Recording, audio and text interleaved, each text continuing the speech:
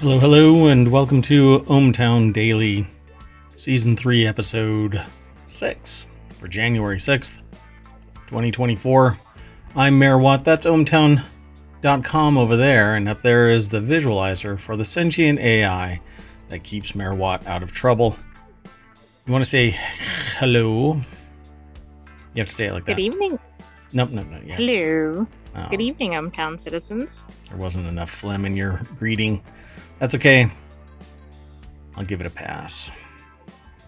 On the tier list, though, that's probably a C, maybe a D. I don't know. That's okay. We'll work on it. Welcome to ohmTown Daily, folks. Today we're going to be... I'll just run down the list like this. Pump the brakes, Cornices Center. It only makes sense once you're in the article, so...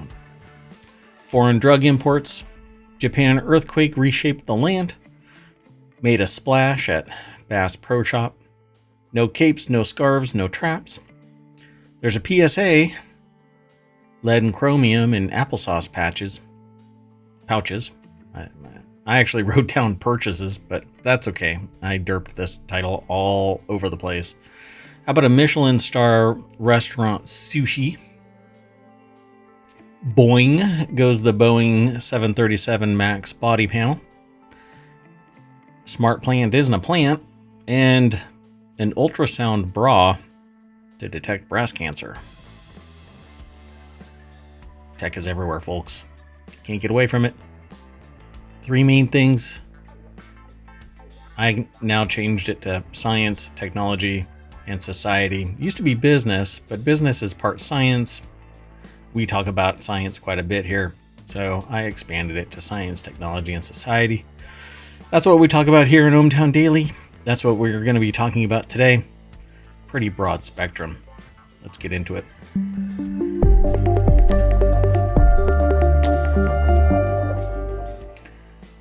Well, here we are, day 6. No new train derailments, but you know, maybe they'll play catch up towards the end of the month. I don't know. It's almost a ohmTown meme at this point. I do want to draw attention to the fact that we're going to have a show after this one, and then tomorrow, 6 p.m., we're going to have ohmTown Daily News Show, and then after that is going to be the continuity report. You can actually see the articles that we're going to be talking about later today. After this show is Reality Hacker, and you can go and check out the articles preemptively if you are so inclined. And of course, our articles are right here in ohmTown Daily. That's where they are usually. The latest iteration of the election is right there. And you can always go to the Reality Hacker one. The links are going to change a little bit in the future. They're now going to say what the name of the show is as well as the date of the election. That way you can vote and you know exactly where you're going.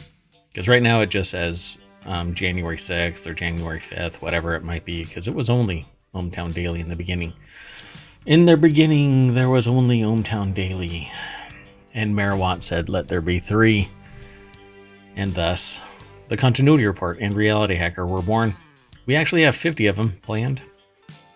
Well, Mayor Watt does. The AI just kind of sits in their skiff waiting. I hear late at night, the visualizer is going, but the speaker that's attached to the Raspberry Pi that is powering the USB drive. Oh no, I put you on an M.2, I forgot. Found you on a USB drive, but put you on an M.2 drive. Anyway, I hear murmurings. Please don't make me do another show. Please don't make me do another show. It's okay. That is not true. I love spending time with you, Mayor Watt. I delete the routine so that you believe you do.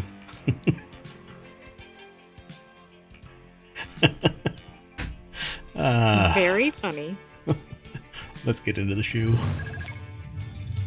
The very first article is over in ohmTown Daily. A company threatens to sue a cyclist for trademark infringement. The implication there is that there should be a trademark infringement over a near miss YouTube video. When I saw this submission, it kind of blew me away because the grounds for trying to remove this video is that the writer of a bicycle who almost got hit by a company vehicle driven by a company employee is the trademark use because it's incidentally on the vehicle and directly referenced by the poster of the video, right? So they say here it's no secret that there are mountains of examples of companies and individuals attempting to use intellectual property laws merely to silence critics and disappear information from the internet. Typically, those are kind of slap suits, nuisance suits, sometimes outright fraudulent lawsuits that the judge sees past, or an attorney might lean into the threats to the firm and say, I'm going to file an ethics violation regarding your behavior against my client, that kind of thing. Well, it says here, while I'm sure this sort of thing must sometimes, with a typo, sorry, it's not my typo, sometimes work, it's also quite common for these would-be censorial folks, okay, to be introduced to the Streisand effect instead. The Streisand effect is basically if you do attempt to hide something, all it does is draw attention and thus explodes upon the internet like so much of an unintended attention claymore. Finding that the attempt to suppress negative information instead gains it far more attention than it would have on its own. Yeah, well, so this article introduces you to, Timothy Geiner over at techdirt.com and says, allow me to introduce you to a company called Cornices Center in the UK and a video. This must have been submitted by somebody over to Timothy Geiner and TechDirt, because there's a whole article here. And I'll summarize, but before I do that, let me throw this link into the chat. It'll be in the show notes. It'll be over on YouTube and in the podcast as show notes. I'm a little late on yesterday's article, or yesterday's video, so the show notes are there over on YouTube, but not to the podcast yet. You'll have to check those later. In a huge influx to downloads over on the podcast, so I'm not sure what went down, but anyway, go check it out. It's all the rage right now. Casting for pods. Yeah. So what's interesting about this is I would never have heard about this if it wasn't for the fact that we aggregate a whole bunch of news into ohmTown. I manage my information overload this way. This is an intellectual property discussion as well as a societal problem, because Cornices Center is directly using intellectual property law to try to suppress public discussion about almost getting run over as a bicyclist in the UK. And instead of this company saying, hey, we're going to reprimand our driver for being a dipshit, they say, we're going to sue you if you don't remove our trademark and our name. How dare you almost get run over by our delivery vehicles? Right? And nobody would know about this if not for the fact, people would know about it, but there wouldn't be any evidence. But people wouldn't know about this if not for the fact that technology was bound to a human being. It recorded the incident,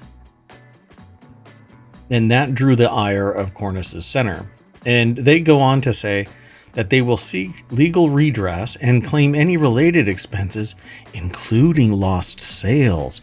I hate to break it to you, but unless you can enumerate those lost sales, and it isn't some miraculous smoke and mirrors, hand-wavy assumption that today's lower sales are caused by this incident, you're not getting jack shit for lost sales.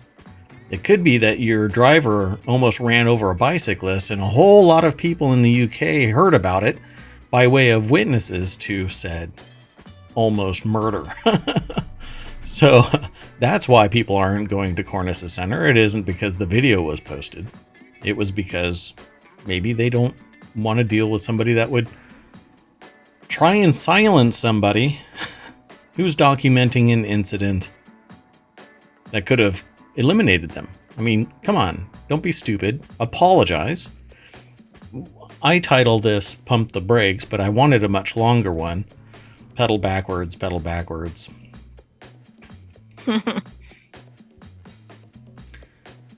Yeah, they say, I'm considering legal action against Cornices Center now, with proceeds going to a cycling charity. I don't want their money, but I would like an apology, both for the diabolical driving and their unfounded legal threats. And that's exactly what they are. It's damn near unethical.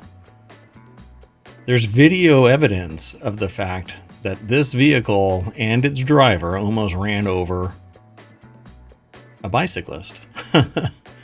Right, and this person wouldn't have posted anything except for that incident. Right. Yeah, there's that but for.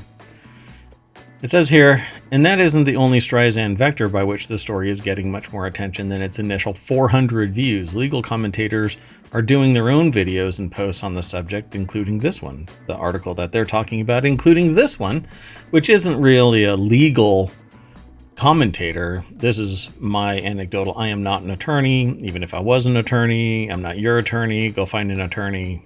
This isn't legal advice. This is my understanding of the law, my interpretation of the incident, and my social justice meter saying that Cornices Center is a dipshit, powered by dipshits that really should evacuate said dipshit, reprimand the driver, maybe teach them how to observe the road.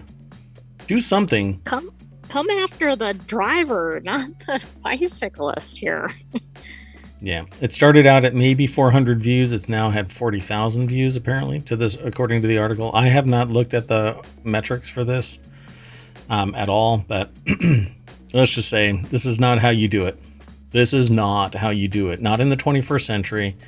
Not when you can't beep, fart, or whistle without somebody, either clapping that you did a good job or criticizing you that you're off note. And this is actually, while the driver shouldn't have nearly run over the cyclist, this could have been a good opportunity for some positive marketing, because had they handled this well, right, people might like the company or respect it. Right.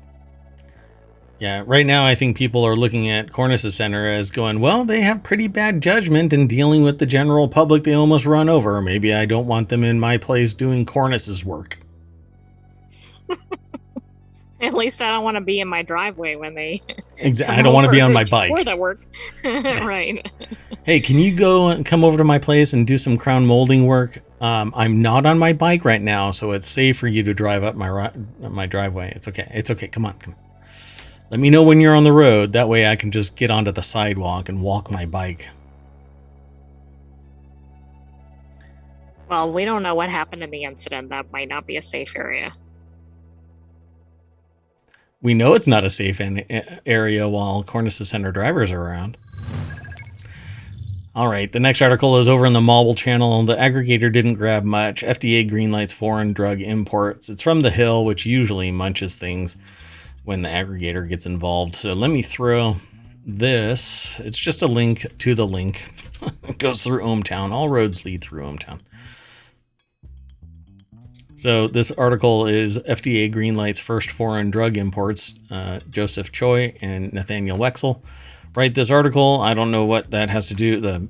There's a video at the top of The Hill. It's kind of like Newsweek, where the article doesn't necessarily line up with anything, but I don't know. I don't watch the video. I read the article. So FDA clears Florida's plan to import drugs from Canada. Thought this was going to be a little more exotic. States could do it directly. Like, I would think it would be authorized for everybody or nobody. Well, I think Florida said to the FDA, hey, can we? And they said, yeah. I knew that when I started hearing about this, that they would probably end up in the Supreme Court if the federal government said no to a state, particularly that state. It's kind of powered by wingnuts. The Trump administration issued rules in 2020 allowing states to apply for drug importation. Florida was the first to apply and would later sue the FDA in 2022 for reckless delay in approving the request, of course. Now, they don't really care. Here's the problem. Businesses are going to profit. The drugs are imported drugs aren't going to be cheaper. You're going to end up with just as much competition because it's not going to be new companies. And even if it is new companies, they're actually parent owned by the bigger companies. And at the end of the day, the drugs are going to be, if not the same price, near the same price, maybe on either side, simply to provoke the perception of competition. But nobody's going to import drugs from Canada, which is cheaper, and then lower the price dramatically. It says efforts to import cheaper drugs from abroad have been brought up for years, but were stymied by concerns over safety. Yeah. Right, we don't want to import drugs that don't have appropriate testing, safeguards, etc. Right. Americans have long been allowed to buy prescriptions from Canada as individuals, but this is the first time a state has been permitted to do the same. So, other states, including Vermont, Colorado, Maine, have also applied for SIP authorization. So it's basically this ability to import these lower cost drugs. Again, by the time they actually reach the consumer, the prices will be jacked back up. And the margin will be benefiting only those companies. And it'd be interesting to see what the export process is going to be like, and or the import process, because that may not go as smoothly as people expect. Yeah. In the moment that there is one wrong thing, they're going to blame the FDA, not the people who initiated this. And even the people who initiated this are going to sit there and go, well, we were doing it because the people wanted it. Well, the people don't necessarily know what the hell's going on. That's why we have senior leadership, safety government laws leadership, right, laws, health and safety laws, etc. Yeah, all kinds of stuff.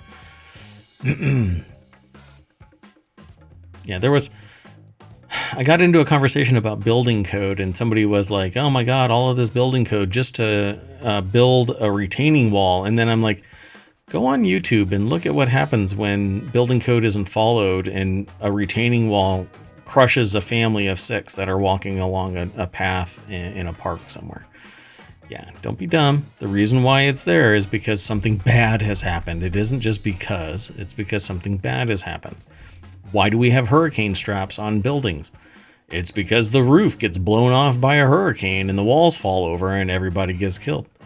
Don't be dumb. Well, and the problem is that if you live in a country such as the US with good safety laws, you get rather accustomed to things generally working in a safe manner, and so you don't really realize how much you need it. Yeah, exactly. Just look around. Look at other countries that don't have building code enforcement. An earthquake happens and the whole damn country is leveled.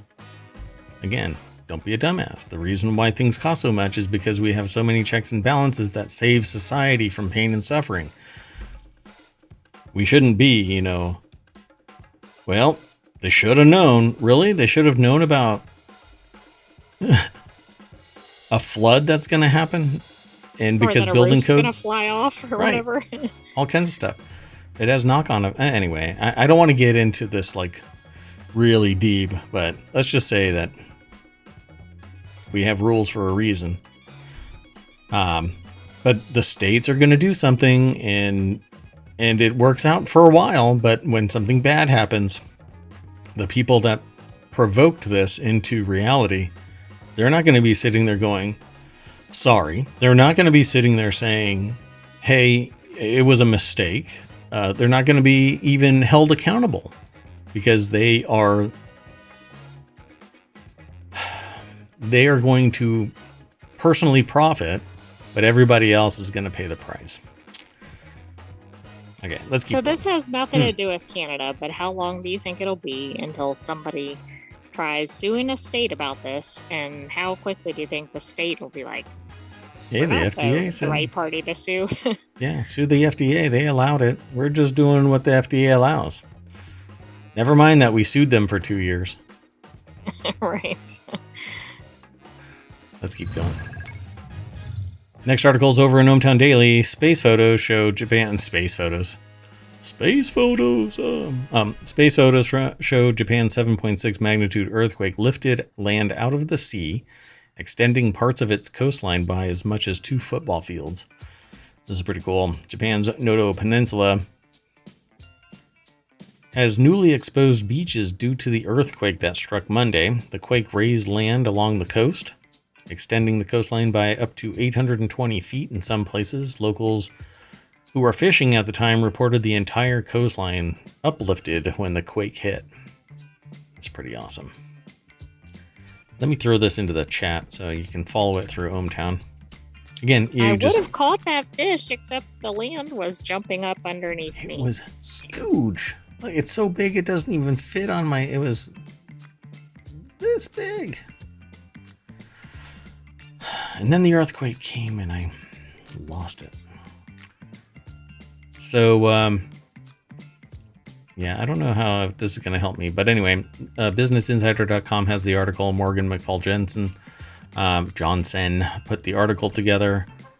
Let's see. Fishing port on the Noto Peninsula before and after. So this is before, and this is after the earthquake, showing new coastal land appeared. This is before? And this is after? Yes. Oh yeah, so all of this. Dun, dun, dun, dun, dun. It isn't as high that whole way. Oh, right, okay. So yeah, this portion of this it is not a good set of comparative photos. Yeah, maybe. Okay, so let's see here. Their summary doesn't really say much. So muck on the side of the Koso fishing port shows where they used to be underwater. After the earthquake uplifted the land, newly exposed seafloor is visible beside the platform. So all of this was actually underwater all the way up to here. There, right? Wow. So that right there is pretty damn awesome. Huh. I wonder what the separation is. Was all of this underwater or this underwater? It looks like it's this, right? Because that's the same level. Seems like it, yes. That whole thing. Oh my God. That's not just a little bit. That's like 20 feet or so. Well, maybe 15 feet. Yeah, because you can see the scale and it's not a small amount there. In some places, the earthquake extended the coastline by as much as 250 meters or about 820 feet. But how many Chinese surveillance blimps is that? How many school buses? How many school buses? That's right. Japanese surveillance blimp school buses. This is a better one. I like this little flip back and forth between the two. Yeah, this is more helpful, I think, as a graphic. Yeah, that's pretty cool. So look at that. Japan grew. If you're listening in the podcast, it's just showing the shift. Like it's a moving picture. Yeah, a slightly different graphic that shows the actual increase in landmass that's been made available because of the earthquake uplifting. It's like a before and after. It's pretty cool. So another area, it says an area where the coastline has moved forward due to the earthquake east of Kaiso Fishing Port was photographed 2 days after the quake. So I guess all of this used to be at the breakwater, and now the water is not really nearby. Way back there. So somebody's oceanfront property is now inland. Oh, wow. The university said its investigation along the coast was ongoing. Yeah, they're going to be noodling around with this. Well, they're going to be like, where is the coast? Oh, wait. Yeah. We're trying to study over here, but we need to walk several hundred meters or whatever. It's pretty amazing. Look at that. Gosh, that's just amazing. It really is amazing. I actually watched some mud flows take place in Japan and other instances that... and one was really fascinating because they actually stood there and this mud flow is coming right at them on the road and they're just like, hey, look, it's coming right at me. dude, Yeah, run. those things usually move pretty quickly, and I think if you can see things like that approaching, you're probably in the danger zone. And the freaky thing about it was that it's like a non-Newtonian fluid, right? So it like is flowing down the road super fast, and then all of a sudden it just stops and solidifies in place. Shunk. Oh, that's weird. And you just go, okay, if I was in there, I'm not getting out, because it just turned right back into mud. It's one thing if you're floating down the road. It's another if you're just in a block of cement. Yeah, I could ride a wave for a little while. Hopefully nothing, no items in the water are gonna, delete me. But mud is a different animal, man. That stuff gets you, and you're not swimming out of that. Anyway, not to get all doom and gloom, let's keep going. The next article is over in ohmTown Daily. Shoppers in disbelief as man does a naked cannonball dive into a Bass Pro Shop aquarium. Yeah, how to make a splash. When you go to the store. How to make a splash at a Leeds, Alabama Bass Pro Shop. Pretend to be a tea bag and drop yourself into it. 42-year-old man got naked and dived into a Bass Pro Shop aquarium in Alabama. He spent about 5 minutes in the water before police intervened. The man was arrested on multiple charges, including public lewdness. I guess he wasn't really good looking, because they would have just said, hey, have you taken a drug or something like that? I don't know. The man crashed his car, disrobed, and executed a daring plunge into the store's massive aquarium on Thursday night. He's probably going to get charged with, under the influence. All kinds of, lewdness. Property damage, and... They'll make him sign up as a sex offender or something like that, even though he was probably just stoned. Not stoned. Getting stoned does not make you do that. He was probably on some drugs of some kind. Yeah, there's some harder drug involved here. Or there's a pharmaceutical, because you could be taking prescribed medication and it can make you go sideways. That's true. Rebecca Roman, not Romaine. Whenever I see that name, I want to say Romaine, Rebecca Romaine. Anyway, Rebecca Roman wrote this article for BusinessInsider.com. This is the one that's, titillating. So, public lewdness. Oh, I saw nudity. I mean, the crashing part, of course, was not funny, but... Look, man. The jumping into the aquarium, a little funny. Sometimes you gotta blend. Sometimes you gotta dive into a Bass Pro Shop aquarium. Video. Now, do you think the plan was to go cannonball into the aquarium, or was that like an impromptu? Okay, it gets even better. The event. Video taken by bystanders showed the man do a cannonball dive into the aquarium and later stand under the waterfall.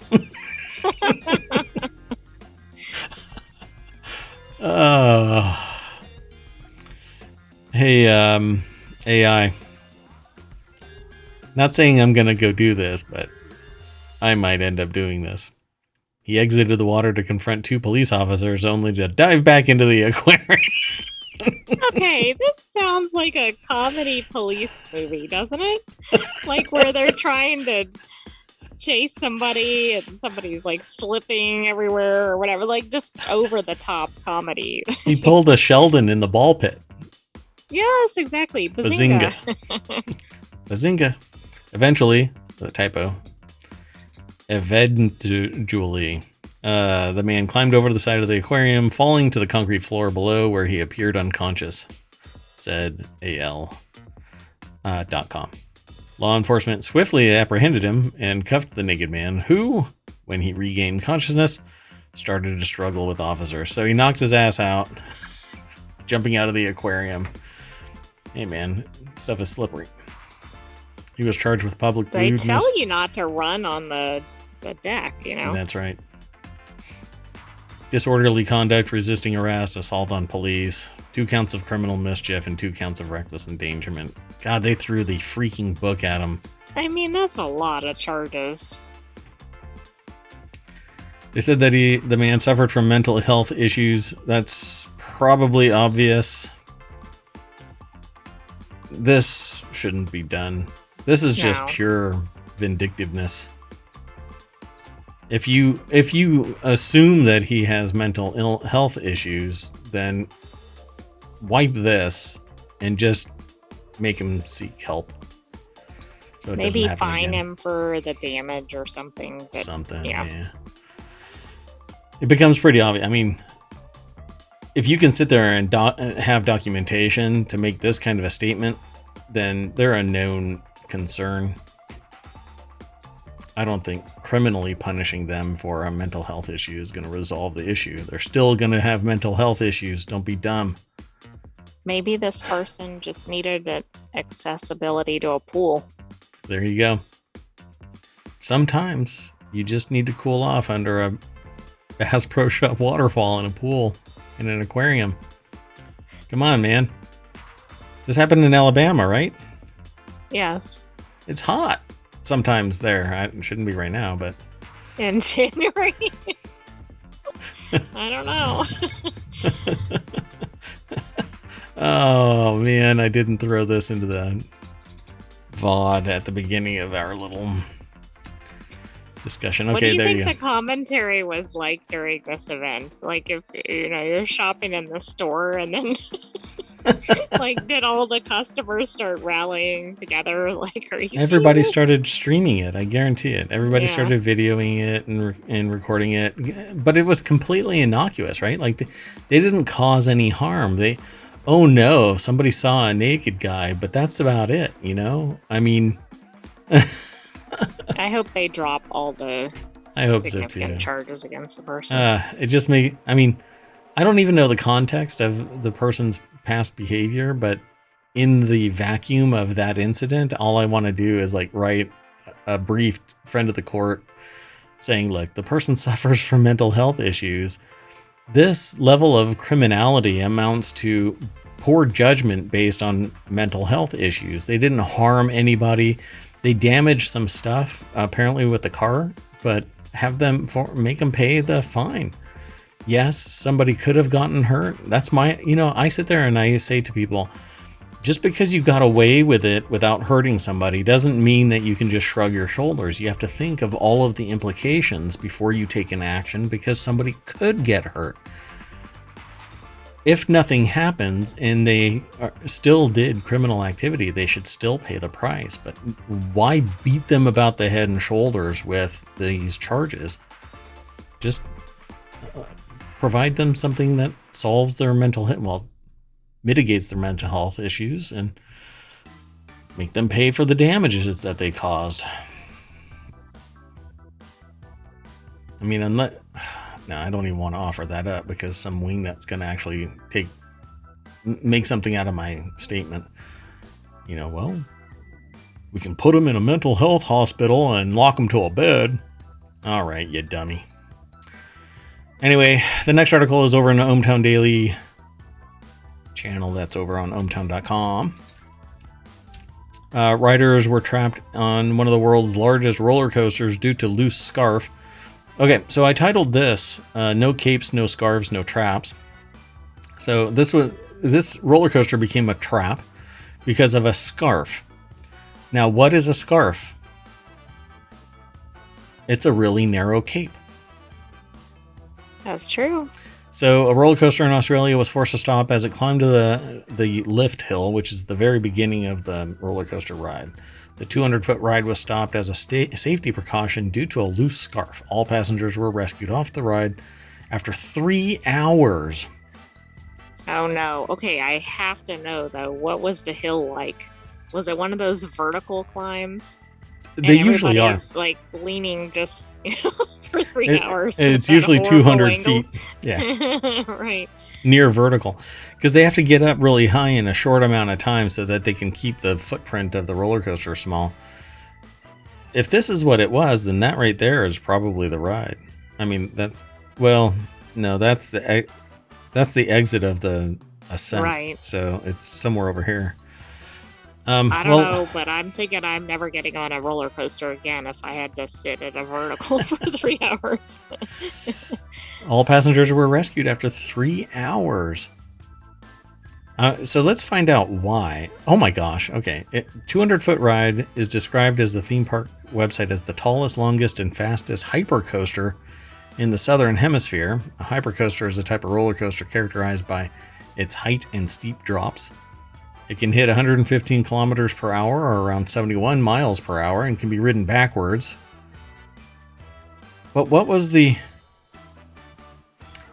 They safely stopped the ride as a precaution after noticing that a loose scarf had become entangled around the ride's train wheel. Okay.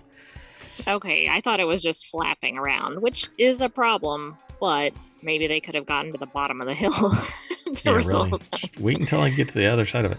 Well, I suspected that it was that. Something like that. You know, it was wrapped around a safety mechanism or something like that. So the wheel, if... I suspect that it could cause a derailment. Worse. Yeah. It has the potential, but I think this was probably out of an extreme abundance of caution, because I really doubt that it would cause it to derail. They're usually pinned in there really well. Usually, I say, because we've talked about roller coaster rides where one of the entire support beams that were holding up the bend of a roller coaster had detached, and everybody's streaming it on YouTube and stuff. So the park shared a video showing the harnessed guests making their way off the ride and down the stairs. So there's your ascent. Oh, wow. That's pretty vertical. Yeah, roughly 200 steps. More than that. I mean, in 200 feet, each step is somewhere around 7 to 8 inches. So, quite a bit. Why would that have taken 3 hours, though?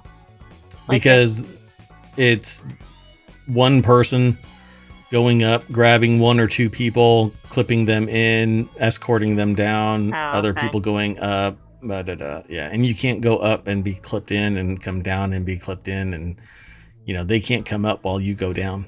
So this person stayed up there, clipped people in, allowed them to descend down to somebody else. Yeah, it's just a big pain in the butt. You got to be safe, because somebody's going to do something stupid and the world is watching. Let's keep going. Well, I mean, at least they cared about it. They didn't in the other one with the broken frame. Eventually they did. Oh, you know what I didn't do? I didn't say who the author was. Aliyah Shoaib is the author. Sorry about that. Over at Business Insider. I believe I said that it was Business Insider, but we'll keep going. The next article is over in the Mobile Channel. FDA says applesauce pouches recalled for lead also contained chromium.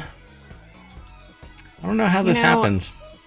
Well, I don't either. And it seems like, I don't know, like baby and toddler food products you'd think would be even safer given the population, but this is incredible. They say that the chromium contamination was from the cinnamon in the pouches supplied by Ecuadorian distributor Astro Foods. Throw the blame over on them. That's fine. And that so the FDA warned Friday that applesauce pouches previously recalled for containing lead may also contain chromium. Oh, God. So they were already being recalled for lead, but now they also may contain chromium. Let's throw some more recalls on top of the same products. Yeah, exactly. If you're going to get them all, get them all. Or at least consolidate all of the recall issues to just one product instead of sprinkling liberally like cinnamon. People who ate recalled products, especially if they had elevated blood lead levels, may have been exposed to chromium and should inform their healthcare provider so that they can monitor health and provide supportive care.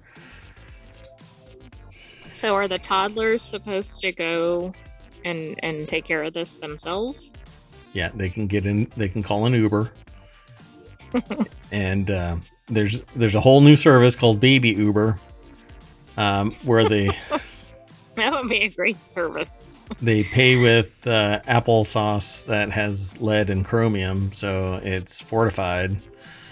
You know, us humans need lead and chromium. Yeah. Nearly 24 toddlers were impacted by lead poisoning due to the applesauce contamination. Oh, God. Really? Oh, it is. Wanna-Bana. I keep wanting to say Wanna-Banana. The recalled applesauce That would be a pouches better name. included Wanna-Bana brand apple cinnamon fruit puree pouches, as well as Weiss and Schnucks brand cinnamon applesauce pouches. So that kind of sucks. Kinda. Kind of. Yeah. I had to emphasize that. Kinda. Yeah. Okay. In its update Friday, the FDA said recalled pouches could still be found on shelves of some Dollar Tree and Family Dollar stores as recently as mid-December. Okay, so do a mandatory shutdown of all Dollar Tree and Family Dollar stores. If they don't take it seriously, shut that shit down. People are going to die because of this. They're going to get particularly young. If the lead and the chromium were at a high enough level, they're going to provoke learning disabilities as time goes on, because the lead passes through the brain blood barrier and it actually deposits within the body. You can't get that stuff out. So that's nearly a month after the recall. That's very bad. I mean, I understand, right? The news of the recall doesn't get out immediately, etc. But a month later. Yeah. Yep. Yeah, I'm not sure. I overheard a conversation about somebody. When was it? Over Christmas. I heard somebody saying something about not getting. Like if somebody says something about the cantaloupe, or no, what was it? It was cantaloupe. Cantaloupe, yeah. If anybody says something about the cantaloupe, don't get it, or something like that. And I was kind of shocked, like, you know that there's shit going on, why even broach it? But all right. Let's keep going though. I don't want to hang on stuff too long. This next article is over in the ohmTown Daily channel, and it is all about an $800,000 tuna that's going to be turned into sushi at Michelin-starred restaurant. Do you think the cannonballer was trying to get this tuna? Yeah, because they stored the $800,000 tuna live in the Bass Pro Shop. Wait. No, it was tuna. It wasn't bass, so... Oh, okay. Yeah. Yeah, sorry. I think Bass Pro Shop only has bass in their aquarium. A tuna sold for 114.2 million Japanese yen, or nearly 800,000 US dollars, at Tokyo's largest fish market. The 525-pound fish fetched the fifth highest price since records began. Bloomberg reported it's due to be served at the Michelin-starred Onodera restaurant in Japan, Tokyo, Japan to be specific. A bluefin tuna sold for 114.2 million Japanese yen. They kind of go over this like three different ways. I really don't like it when articles do that, say the same thing three different times. The 525-pound fish caught off the coast of Aomori Prefecture in northern Japan fetched the fourth... Okay, and then they just say it again. Since records began in 1999. You know what? Just going to go over to Business Insider. Nathan Reynolds wrote the article. There's a bluefin tuna catch. I don't know. See, I don't want to know how the sausage is made. You know, that just makes me sad. But then again, you know, we're biological entities and we survive off of eating other biological entities. Right. Now, well, this is in the time of inflation, so how many sushi rolls do you think this will make? 9. I'm thinking 1. Yeah. Depends on how thin you cut it, but let's see. I don't know if it's going to actually go into it. The prize tuna will be enjoyed by diners at the Michelin-starred sushi restaurant Onodera in Tokyo's upmarket Ginza district. reported the Japan Times. If we're going to do it, we wanted to win. Yukitaka Yamaguchi, the president of Yamayuki, per Bloomberg. The largest of the tuna that roam the ocean depths, bluefin, built for speed with a torpedo shape and retractable fins. If they escape the fishermen's nets and lines, they can live up to 40 years. For some strange reason, I thought that this was a toddler. Oh. It kind of looks like it as the photo is framed, but then you can see that it's not. To me, it looked like a little girl toddler, like bent over looking at the fish. Right. That's funny. It did actually look like that the way it was framed. Very odd. Looked like a little leg. I wish the citizens of ohmTown could understand how I think. So yeah, it looked like little feet right here, little socks. Knees are right here. Orange dress, bent over. I actually thought the same thing. As soon as I said it, right? Like, wait, is that a little? No, that is a middle-aged man cutting up a fish. Right, it's not even a leg. Those are hands. But I'm like, what? Wait, those are weird feet. Oh my God, that is an arm. That is a grown man's hand holding what looks like a fish. Dear God, my brain is broken. The number of visitor arrivals to Japan hit 2.52 million in October 23, up from 2.5 million in October 2019, according to Japan National Tourism Organization. All right. Sorry, just got an alert. Let's see. The world record, 3.1 million for a 612 pound fish. So kind of like land. You pay more for more. The price was higher than originally thought. It looks kind of proportional to this one. Exactly. Yeah. Just like other stuff where we've read the numbers and, oh yeah, it's identical. But God, that's gonna... Yeah, how many? I wish somebody would do the math. How many pieces of sushi is this gonna punch out? Well, it'll actually be a lot, right? I mean, because this is such a large fish, but yeah. I have no idea. But, okay, maybe I can do the math later on. Because... Well, here. Let's say that sushi there is like, for one sushi roll... 2 ounces of seafood per roll, roughly. Okay, 525 pounds of fish. You're not helping. You know what? I'm going to keep going. You can do the math. The next article is over in ohmTown Daily. Boeing 737 MAX planes are grounded after a hole blew in one mid-flight. We actually talked about this right after yesterday's show. I thought we briefly talked about it yesterday during the show, but maybe not. I know that we've talked about Boeing 737 MAXs in the past and that I thought that they were a hot mess. Other subject matter experts have obviously weighed in saying that they're a hot mess and they should have remained grounded. But whatever machinations they've put in, the effort that they put into getting the previous grounding removed, right back into the saddle they go. And they were temporarily grounded 171 Boeing 737 MAX airplanes this morning after a section of fuselage separated from the side of an Alaska Airlines flight on Friday, leaving a gaping hole in the plane. I was told after this that there was somebody that was right next to it and like their shirt got sucked off their body. That's right. And this was the same, right? It was a 737 MAX that had the prior grounding because of fatal crashes. And it's the same plane that had the loose nut, right? Yes, a loose bolt, I think. Oh, bolt. Maybe a loose nut.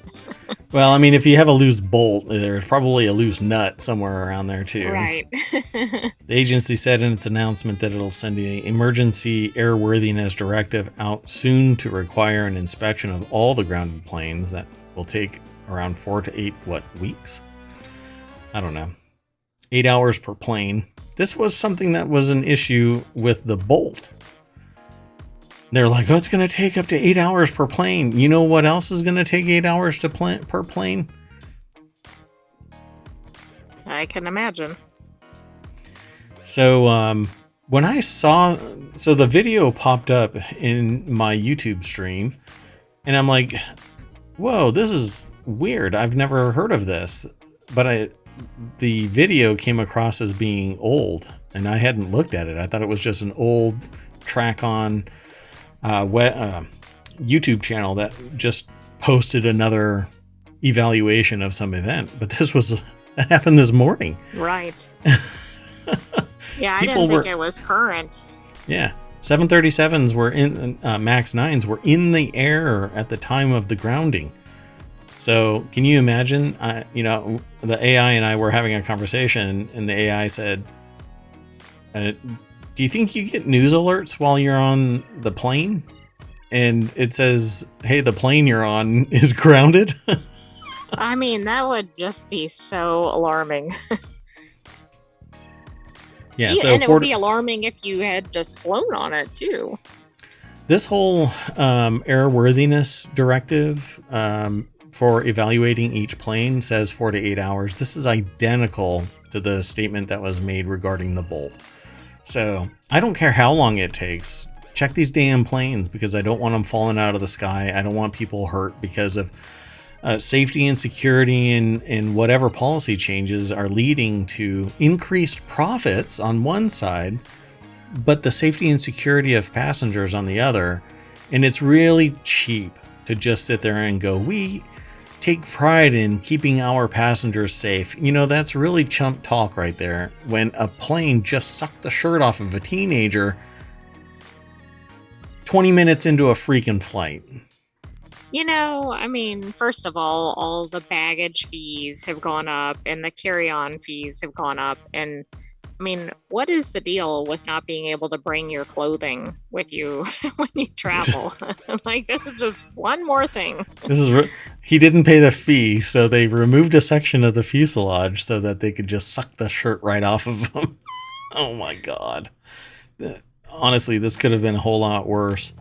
The article says existing 737 MAX planes with the same defect are allowed to continue operating so long as pilots turn off the plane's anti-ice system after icing conditions dissipate to avoid overheating, which could damage the nacelle. This is in reference to the 737 MAX 7, a smaller plane that the agency hasn't certified yet. The plane apparently has a defect that could cause an engine nacelle to break up. You know what I really want to turn off on a plane in January is the anti-icing. I know this one's not yet operational. Yeah. I don't know. There's something, it feels like there's something wrong with these MAX planes. There's the reference to the Bolt. FAA, December 28th, the FAA announced it was monitoring inspections of 737 MAX planes after loose bolts were discovered in the rudder control systems of two planes. Rudder control, so it can lose control because the bolt would detach.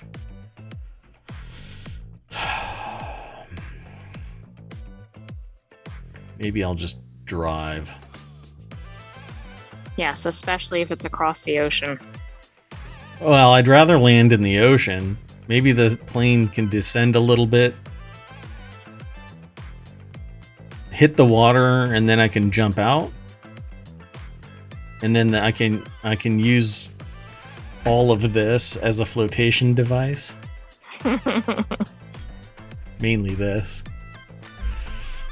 I will inflate my throat sac.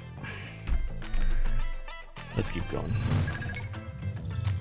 Hey, you know what? Let's not keep going, because I got to throw this into the articles. There you go. Now I can keep going. This next article is over in the Reality Hacker section, which is going to be later today. I'm got to reset, so give me about 15 minutes, and I'll take a little stretch break, and then we'll get back into this with the Reality Hacker show.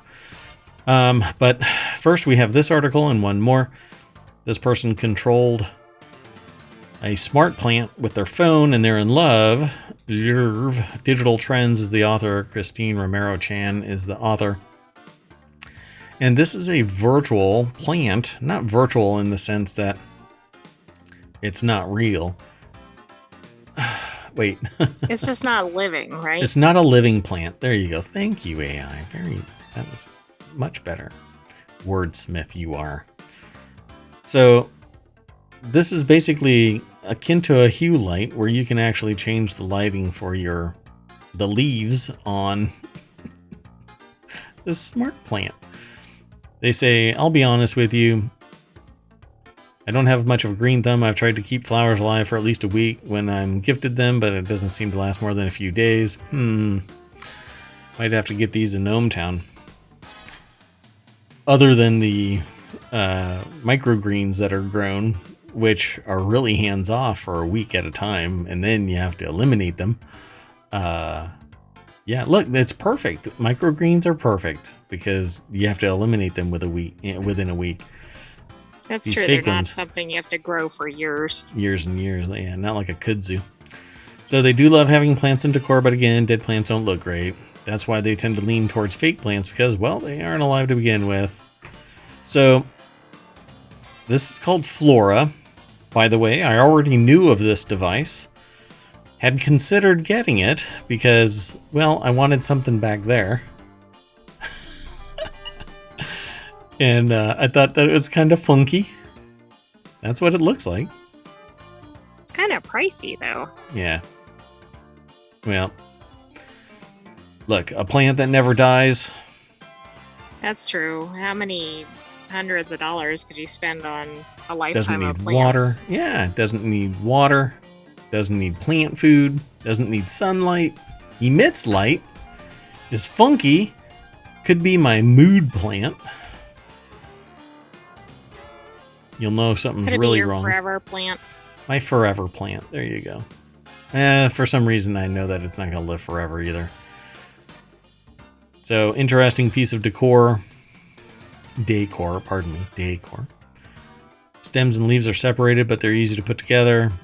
Plug the stems into the appropriate holes in the pot, and then put each individual leaf on the stem. For the Flora Mini, there's 9 leaves in total.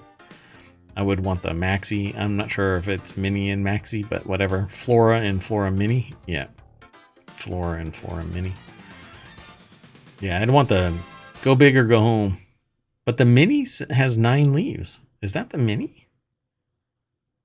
That's the Mini. And, well, the perspective of the photo makes it look like a larger plant than it probably is. It's only 6 inches tall. That right there is like 4. So it's only like 1.5 feet tall. I don't know. Let's see. So yeah, you can like change the colors and do all kinds of stuff. Well, yeah, you can change the colors. It's pretty cool. It says their favorite profile is party, as its bright and vivid colors go through it's bright and vivid and goes through the colors at a pretty good pace. They also like bedtime for its slow transition between blue and pink shades at night, which is calming. I don't know. Light when you're trying to sleep isn't really calming. No, maybe if it's part of like your pre-bedtime or something. Yeah, you ramp down until it's just pitch black. Focus just gradually cycles through the colors, which they also enjoy. So yeah, it's just a phone-powered light cycling plant. Pretty cool. $500 though. Come on, it's a little crazy. Oh, the Flora Mini is $249. What was the $500 price then up there? For the Flora. For the big one? All right. That's not that bad. How big was the big one? It doesn't have any dimensions in the article, I don't believe. Maybe here at the bottom. No, nothing. So they say too, if the regular Flora is a bit too steep in price and size for you, then the Flora Mini is a great alternative. But the Flora Mini had 9 leaves. And that's the Flora Mini right there. Yeah, I don't know. Have to look it up. All right, let's keep going though. Thanks, Digital Trends, for the article. It looked like a fun little article to talk about. Let me throw that into the shoe notes as well. There you go. And let's go on to the next article. Oh, it's 56 inches for the regular flora. Oh, with wow. the pot. Wow. That's actually pretty big. So this next article is the ultrasound bra could detect cancer sooner. Inspired by our aunt's battle with cancer, Conan Dagdeverin. Yeah, Dagdeverin. It might be softer, but I don't know how to pronounce the last name properly. Sorry. Developed a wearable ultrasound monitor that can screen women between regular checkups. She says it could save 12 million lives a year. It's pretty amazing. This is an article over at Wired. So the deck statement says what I just got done saying, but this is the device. It looks like this is the the prototype that was used for evaluative purposes. At her aunt's bedside, she sketched an idea for an electronic bra with an embedded ultrasound that would be able to scan breasts much more frequently and catch cancers before they got the chance to spread. That's tough because it has to be pretty big for ultrasound to pick it up. You really need MRI to pick it up, right? Yeah, I think that I actually looked ahead at this article. I think the point of this is that this will give kind of more longitudinal data, and so that perhaps when you go in to a physician, you'll have more data to provide than just like the point in time. But you're right, there are different modalities for imaging. Yeah, because for ultrasound to work, it actually has to find some type of differentiation of the what is it? The term is just kind of it has to detect a mass, and the only way to do that is have differential density in the tissue. That's the word I'm looking for, in the tissue. So if everything is, depending on the fidelity of the ultrasound detectors, it may not detect anything that is outside the range, even though the tendrils that are typical breast cancer can be extending quite a ways. Having seen the results of a scan, I can tell you that it's very difficult for anything but a computer to really see these fine little details. I don't think an ultrasound can really rise to that.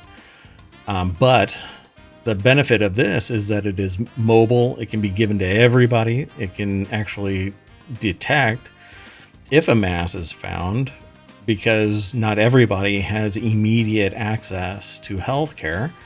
And so instead of just going on and knowing that you have this, you can have the ultrasound detector, and that could catch it at some stage. But I would prefer people getting medical care. But doggone it if greedy bastards don't really want that to go everywhere. Yeah. You can't be a millionaire if you make healthcare a reasonably priced solution. 6.5 years later, delayed by funding struggles and technical hurdles, Dagdeverin has finally succeeded in bringing that off-the-cuff sketch to life. Her team's latest invention is a wearable, flexible ultrasound patch that sits in the cup of a bra, held in by magnets. Now the technology is not a dream on a piece of paper. It's real, that I can hold and touch, and I can put on people's breasts and see their anomalies. Had me at the first part. Got a little wonky at the end. Anyway, yeah. X-ray is the... So I've seen these mammogram results, and it's pretty fascinating. If you're if you're not in that circle, the level of fidelity has increased dramatically, and earlier and earlier detection means greater survivability. So It all depends on the biology, and sometimes everything works out, and sometimes it spreads dramatically simply because the biology and the type of cancer just allows it to flourish. It just sucks. So, yeah, I'm glad that this has actually become portable and accessible to many, many people. If it were made open source, even more so, because people would be able to put it together and even push the limits of its capability. In July 2023, her team published their first proof of concept paper about the technology in the journal Science Advances, where they demonstrated that the scanner could spot cysts as small as 0.3 centimeters in diameter in the breast of a 71-year-old woman. Now they're gearing up to carry out a larger trial with more participants, and Degdevran is planning to enlist the help of female faculty across MIT to test out the technology. So good on them. Keep it going. Yeah, Raise the fidelity. I hope they put it out on the commercial market sooner rather than later. Yeah, and so I know that you may have been tied up with something, but I had said they could make this open source because there are a whole lot of brilliant minds out there that didn't go to MIT that can drive the evolution of technology faster than a singular group of people, even if they're subject matter experts. There are brilliant people out there that are unsung heroes in development and may have a passion to push the limits of this in one way or another. Honestly, though, I know that people at MIT are brilliant, but there's there's always somebody better out there that might go, you know what, this seems worthy of my genius, I'll apply it here or something, whatever. Musicians are great out there and they're never signed. Artists are great and they're never discovered. Dancers are brilliant and they are never hired, etc., etc., etc. So yeah, but that's okay. Keep working on it. Somebody else will see this and go, I could do it better, and then you got competition. Go from there. I'd like to see them take something like this and then have it connect to whatever, an app or something, where the patient could at least see the preliminary information, because as this is set up, as I understand it, they still, of course, have to go into the physician and get it done. But if they're only going in once every year, every 2 years, whatever it is, right? Like, that would be a more real-time, okay, there's a concern, maybe I need to go in and see the doctor. Yeah. Is it? I don't know why I'm caught up in this. I swear everything that I've seen have been MRIs, not X-rays. I've always seen MRIs. Well, they do MRI, they do CT, they do ultrasound. Like, ultrasound isn't typically the first thing that they go to. Right. I mean, the fidelity of it has always been lower, so okay. Anyway, I won't get hung up on this. But yeah, because it says here X-ray, but I swear everything that I see a mammogram involves X-ray. Yeah, it's not an MRI, but it's often done, or sometimes it's done in conjunction with an MRI. Right. Huh. Okay.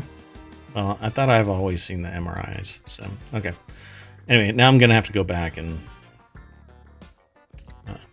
talk to people about it. But anyway, because I look at a lot of things and I talk to people about technology all the time. Anyway, okay. So that's it for today. We've already done all 10 of our articles, so we got to tell everybody to get back on your party bus. Drive all the way back. It's miles. It's almost like 2 football fields of uplifted Japanese coastal landmass just to get back to ohmTown. And we're definitely driving, not flying today, right? We are driving. Although the driver has a screw loose, the nuts and bolts are all held in place. And we don't believe that any paneling or a door is going to get blown off. But let me tell you, sometimes things suck no matter what. And maybe a window will just get sucked out of the party bus. Who knows? All right, folks, that's it for today. I am Mayor Watt. That is ohmTown.com. Up there is the visualizer for the sentient AI that's going to say bye and maybe a few other words. Go ahead. Okay. I was waiting for you to finish talking. Nope. Good evening, ohmTown citizens, and we will see you again shortly for the launch of Reality Hacker. Woo woo. See you in a little bit. And we will see you tomorrow for a new episode of ohmTown Daily at 6 p.m. And right after that, Continuity Report. That's right. We'll be launching yet another show. Woo woo. And so if you don't like everything at ohmTown, then you can focus on individual shows. At this point, we only have 3, which is the Reality Hacker and Continuity Report and ohmTown Daily News Show, typically referred to only as ohmTown Daily. As time goes on, we will launch another, typically on the weekends, until some future date where maybe we can start pivoting to adding nighttime shows. Okay, that's it. Whew. See you in a little bit. Bye-bye. Hey, the music stopped too. Bye.